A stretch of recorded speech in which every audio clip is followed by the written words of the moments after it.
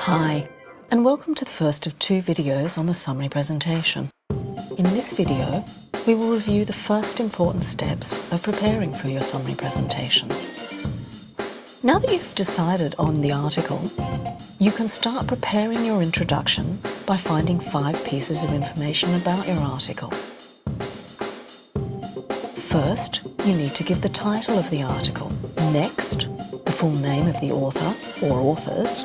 Third, the name of the publication. And fourth, the date it was published. If the author's name is not provided, then you can use the title of the article itself.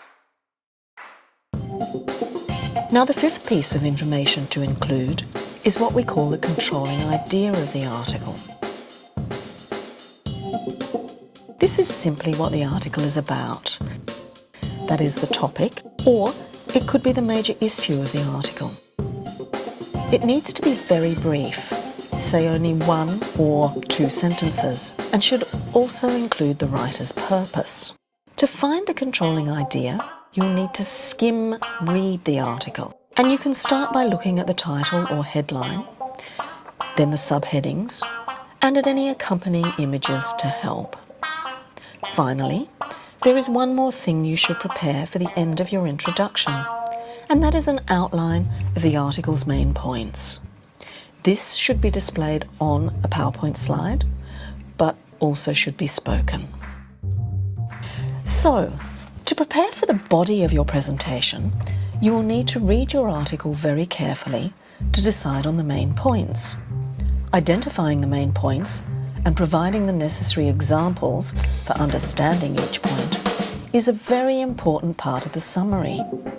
These main points will form the body of your presentation and will be the longest part. One thing to remember here is that many articles will be different in regards to the number of main points and amount of supporting details that are given. It is up to you to decide how to organise your information, but don't forget that you can only use the information from your article. Also, try to remember that your presentation is a summary, so not all the details are needed. Next, once you've decided on the main points, then it's time to arrange the ideas. When you are putting together your points, there are 2 things that are important here: cohesion and coherence. Cohesion is how you join your ideas with connectors and staging devices. The question you can ask is, can the listener follow your presentation from start to finish? Now, coherence is your overall logical ordering of the information.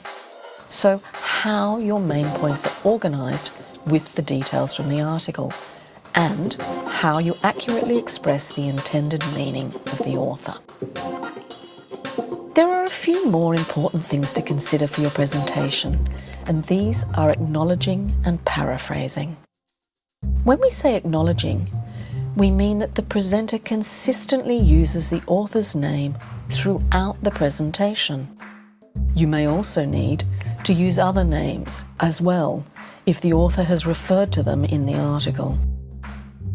When referring to information from somebody, you need to report the information correctly, and you can start by using the name and a reporting verb that accurately reflects the information you are giving. Now, one big challenge for you as a speaker is to make sure you don't copy the same words as the author. You'll need to use your own words as much as you can to summarise the information. This is called paraphrasing. If you copy a few sentences, you would have to use quotations, but changing the original text into your own words while keeping the same meaning is what paraphrasing is all about, and that's what we want you to do in your presentation. After you've given all the main points, your presentation will finish with a conclusion. But you don't need to repeat your points again like a summary in an essay. Remember that your whole presentation is a summary, so you must include something different, and this is what we call a critical evaluation. This is the part of your presentation when you can give your opinion on how the article was written. There are many ways you can do this. For example, perhaps you think that the author wrote about the topic in an interesting way and also used clear examples. Or maybe you think the author wasn't clear or should have included some other information. One useful approach is commenting on the background of the author and whether or not they are suitable to write on the particular topic of the article. Any of these comments would be an appropriate way of giving a critical evaluation. Well, that's all for the first steps in preparing for your summary presentation. Good luck, and please watch the second video which reviews the final steps. Thanks.